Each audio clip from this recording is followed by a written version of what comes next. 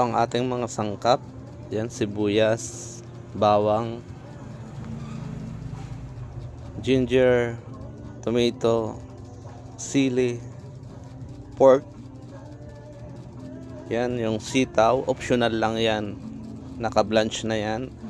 Coconut milk.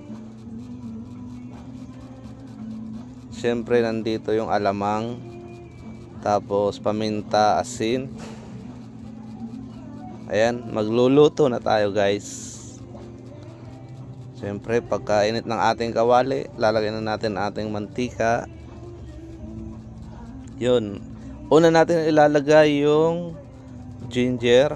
Lulutuin natin siya